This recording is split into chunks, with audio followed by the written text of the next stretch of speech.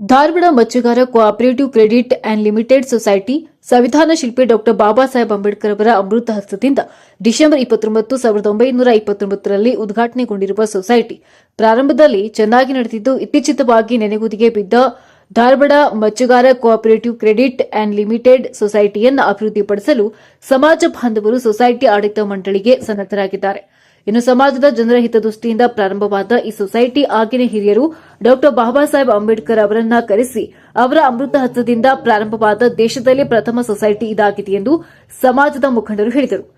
ಧಾರವಾಡ ಮತ್ಸ್ಯಗಾರ cooperative credit and limited society ಕಚೇರಿಯಲ್ಲಿ ಆಡಳಿತ ಮಂಡಳಿ ಹಾಗೂ ಸಮಾಜದ ಮುಖಂಡರು ಮಹತ್ವದ ಸಭೆಯನ್ನ ನಡೆಸಿ ಸೊಸೈಟಿಯ ಶತಮಾನೋತ್ಸವ ನಡೆಸುವ ಸಲುವಾಗಿ ಸಮಾಜದ ಹಿರಿಯರು ತಮ್ಮ ಸಲಹೆ ಸೂಚನೆಗಳನ್ನು ನೀಡಿದರು. ಸಂಘದ ಕಾರ್ಯದರ್ಶಿ ಅಂತ 30 ವರ್ಷಗಳಿಂದ ಕಾರ್ಯನಿರ್ವಹಿಸುತ್ತಿದ್ದೇನೆ. ನಮ್ಮ ಸಮಾಜದ ಗುರು ಹಿರಿಯರು ಹಾಗೂ ಅಧ್ಯಕ್ಷರು ಎಲ್ಲರೂ ಕೂಡಿ ಈ ಸಂಘವನ್ನು ಉನ್ನತಿಗೆ ಬೆಳೆಸೋಣ ಅಂತ ಹೇಳಿದ ಮೇಲೆ ನಾನು 600 ಜನಕ್ಕೆ ಈಗಾಗಲೇ ಸದಸ್ಯತ್ವಕ್ಕಾಗಿ ಅರ್ಜಿ ಕೊಟ್ಟಿದ್ದು, ಅದರಲ್ಲಿ 400 ಜನಕ್ಕೆ ಸದಸ್ಯತ್ವ ಮಾಡಿಕೊಂಡಿದ್ದೇನೆ. ಎಲ್ಲರೂ ಸೇರಿ ಈ ನಮ್ಮ ಈ ಮತ್ಸ್ಯಗಾರ ಸಹಕಾರಿ ಉತ್ಪಾದಕ ಸಂಘವನ್ನು ಉತ್ತೀಕರಣ ಮಾಡಲಿಕ್ಕೆ ನಾವು ಬದ್ಧರಾಗಿದ್ದೇವೆ. ಇವರು ಸಹಜ ಬದ್ಧರಾಗಿದ್ದಾರೆ ಅಂತ ಹೇಳಿದ್ದಾರೆ. ಅವರಿಗೆ ನಾವು ಸಹಕಾರ ಕೊಡಲಿಕ್ಕೆ ರೆಡಿ ಇದ್ದೇವೆ. ಆಮೇಲೆ ಇಲ್ಲಿ ಡಾಕ್ಟರ್ ಬಾಬಾ ಸಾಹೇಬ್ ಅಂಬೇಡ್ಕರ್ ಅವರು ತಮ್ಮ 29ನೇ ವಯಸ್ಸಿನಲ್ಲಿ ನಮ್ಮ ಅಜ್ಜನವರಾದ ಯಲ್ಲಪ್ಪ ಅವಪ್ಪ ಹೊಂಗಲ್ ಅವರು ಕರೆಸಿ ಅವರಿಂದ ಈ ಸೊಸೈಟಿಯನ್ನು ಉದ್ಘಾಟನೆ ಮಾಡಿಸಿರುತ್ತಾರೆ.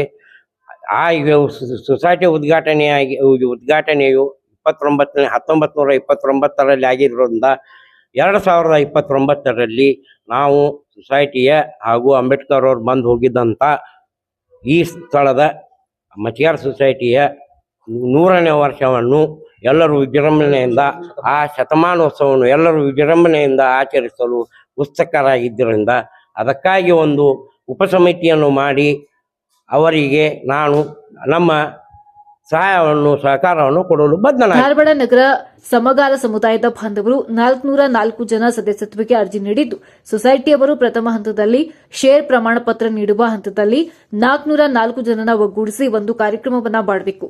ಈಗಾಗಲೇ ಅದರಲ್ಲಿ 215 ಜನರ ಸದಸ್ಯತ್ವದ ಶೇರ್ ಪ್ರಮಾಣ ಪತ್ರ ಪ್ರತಿಗಳನ್ನು ಸ್ವೀಕರಿಸಿಕೊಂಡಿದ್ದು ತಿಳಿದುಬಂದಿದೆ. ಆದಷ್ಟು ಬೇಗನೆ ಬಾಕಿ ಉಳಿದ ಸದಸ್ಯತ್ವದ ಶೇರ್ ಪತ್ರಗಳನ್ನು ಪಡೆದುಕೊಳ್ಳಲು ಸಭೆಯಲ್ಲಿ ವಿನಂತಿಸಿದರು.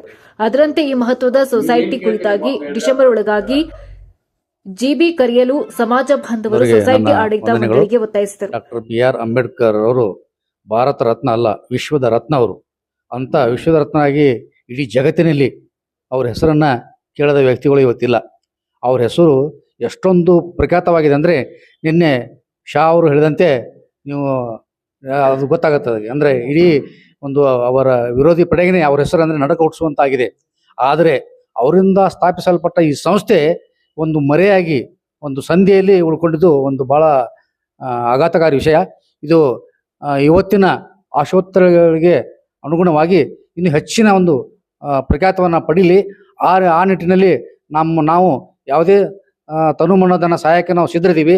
ಆದ್ದರಿಂದ ಈ ಸಂಸ್ಥೆ ಬೆಳೀಲಿ ಅಂತ ನಾನು ಎಲ್ಲರ ಪರವಾಗಿ ಡಾ ಬಾಬಾ ಸಾಹೇಬ್ ಅಂಬೇಡ್ಕರ್ ಅವರ ಕನಸಿನ ಕೂಸಾದ ಈ ಸೊಸೈಟಿ ಮತ್ತೆ ಅಭಿವೃದ್ಧಿ ಪಥದತ್ತ ಸಾಗಲಿ ಎಂಬುದು ಸಮಾಜದ ಬಾಂಧವರ ಆಸೆಯಾಗಿದೆ. ಇಂದು ಭೂಮಿಯ ಮೇಲೆ ಬದುಕಿರುವ ಯಾವ ಮಾನವ ಜೀವಿ ಕೂಡ ಅಂದು ಇಂದು ಹುಟ್ಟಿರಲಿಲ್ಲ. ಆಗ ಮಹಾತ್ಮರೊಬ್ಬರು ನಿರ್ಮಿಸಿದ ಸಂಪ್ರೀತಿಯಿಂದ ಕೂಡಿ ಸಹಕಾರ ಜೀವನದಲ್ಲಿ ಸಾರ್ಥಕತೆಯನ್ನ ಕಾಣುವ ಸುಂದರ ಕನಸಿನ ದೂರಗಾಮಿ ಆಲೋಚನೆಗಳ ಫಲವಾಗಿ ನಿರ್ಮಾಣವಾಯಿತು ಈ ಸಹಕಾರ ಭವನ. ಅಭ್ಯಾಸ ಮಾಡ್ತಾ ಇಲ್ಲಿ ಎಣ್ಣೆ ಫಸ್ಟ್ ಸೆಕೆಂಡ್ ಮತ್ತು ಸೆಕೆಂಡ್ ಸ್ಟ್ಯಾಂಡ್ದಲ್ಲಿ ಬಂದ ಕಣ್ಣಾಗ ನೋವು ಬಂದ್ರೆ ಎಣ್ಣೆ ಹಾಕ್ತಿದ್ರು. ಎಲ್ಲ ನಮ್ಮ ವಿದ್ಯಾವಂತ ಆಗಲಿ ನಮ್ಮ ಬಳಗ ಅಂತೇಳಿ ಪೇಪರ್ ತರಿಸಿದ್ರು. ಆ ಪೇಪರ್ ಓದಿ ನಾವೆಲ್ಲ ಈ ದೊಡ್ಡ ಮಟ್ಟಕ್ಕೆ ಬಂದಿದ್ದೇವೆ. ಈ ಸೊಸೈಟಿಯಿಂದ ನಾವು ಬಹಳ ನಮ್ಮ ಇಡೀ ಕುಟುಂಬದವರು ಆಯ್ತು, ನಮ್ಮ ಸಮಾಜದವರು ಬಹಳ ಅನುಕೂಲ ತೊಂದಿದ್ದಾರೆ. ಏನೋ ಅನಾನುಕೂಲದಿಂದ ಈ ಎಜುಕೇಟೆಡ್ ಆದ್ಮೇಲೆ ಬರಲಿಲ್ಲ ಅನ್ನೋ ರೀತಿಯಿಂದ ಈಗ ಎಚ್ಚರಗೊಂಡಿದ್ದಾರೆ.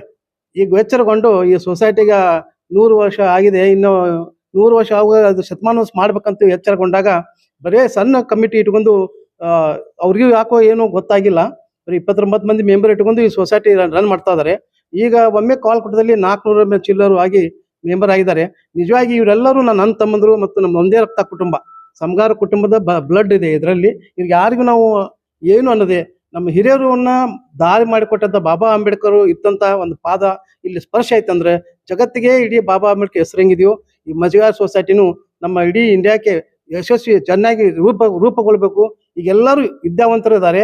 ಯಾಕೆ ಬರ್ತಾ ಇಲ್ಲ ಅಂದ್ರೆ ಹಿರಿಯವರ ಮಾತನ್ನ ಕೇಳ್ತಾ ಇಲ್ಲ.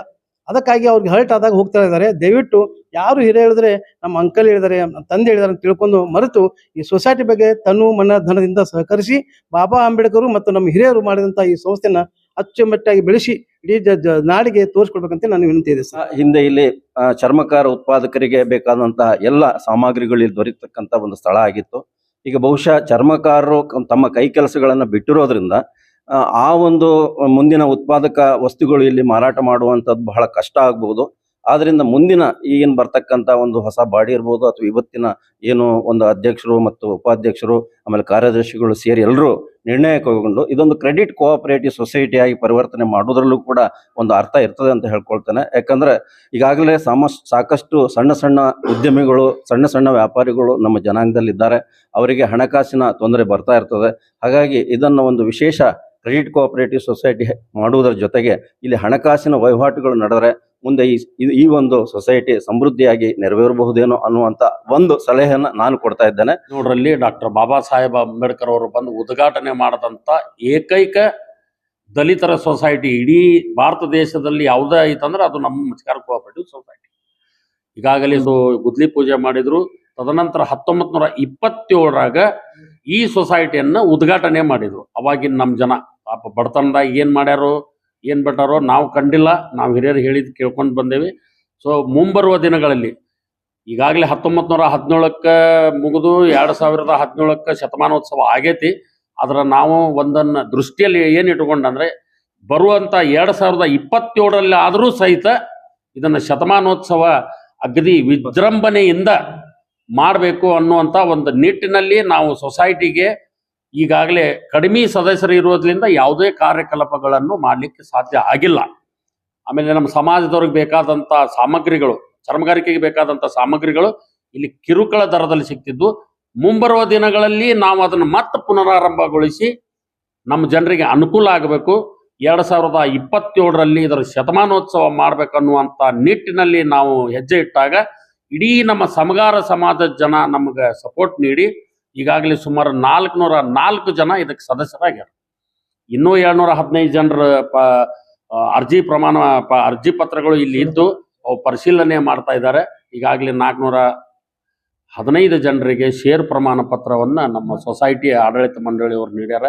ಮುಂಬರುವಂಥ ದಿನಮಾನದಲ್ಲಿ ಸೊಸೈಟಿಯವರಿಗೆ ನಾನು ಅವರ ಆಡಳಿತ ಮಂಡಳಿಯವರಿಗೆ ಇಡೀ ಸಮಾಜದ ಜನರ ಪರವಾಗಿ ಕೇಳ್ಕೊಳ್ಳೋದೇನೆಂದ್ರೆ ತಮಗೆ ಇಲ್ಲಿ ನಡೆಯತಕ್ಕಂಥ ಪ್ರತಿಯೊಂದು ಕಾರ್ಯಕ್ರಮಗಳು ಸಹಕಾರ ಸಂಘದಿಂದ ಆದೇಶ ನೀಡಿದ ಪ್ರಕಾರ ಇಲ್ಲಿ ತಗೊಳ್ಳುವಂಥ ಪ್ರತಿಯೊಂದು ನಿರ್ಣಯಗಳು ಪ್ರದತ್ತವಾಗಿರುವುದರಿಂದ ಸಮಾಜದ ಜನರ ಒಳಿತನ್ನು ತಾವು ದೃಷ್ಟಿಯಲ್ಲಿ ಇಟ್ಟುಕೊಂಡು ಇದಕ್ಕೆ ಆದಷ್ಟು ಶೀಘ್ರವಾಗಿ ಒಂದು ಸಭೆಯನ್ನು ಬಂದು ಆಗಮಿಸಿ ಈ ಮಹತ್ವವಾದ ಸೊಸೈಟಿಯನ್ನು ಆರಂಭಿಸಿ ಈ ನಮ್ಮ ಜನರಿಗೆ ಅನುಕೂಲ ಆಗುವಂಗೆ ಒಂದು ಕ್ರೆಡಿಟ್ ಸೊಸೈಟಿಯನ್ನ ಹುಟ್ಟಾಕಿದ್ದಾರೆ. ಆವಾಗಿನ ಕಾಲದಲ್ಲಿ ನಮ್ಮ ಜನ ಬಹಳ ಸಾಕಷ್ಟು ಪ್ರಯತ್ನ ಮಾಡಿ ಎಲ್ಲ ದುಡ್ಡು ಸಹಕರಣೆ ಆಗಲೇ 404 ಜನರನ್ನ ಸದಸ್ಯತ್ವ ಈ ಸೊಸೈಟಿಯಿಂದ ಪಡ್ಕೊಂಡಿದ್ದ ಜನಕ್ಕೆ ಎಲ್ಲ 215 ಜನ ಸದಸ್ಯತ್ವದ ವಿಲೇವಾರಿ ಆಗಿದಾವ ಅಂತೇಳಿ ಈಗ ಸೆಕ್ರೆಟರಿ ಅವರು ಹೇಳಿದ್ದಾರೆ.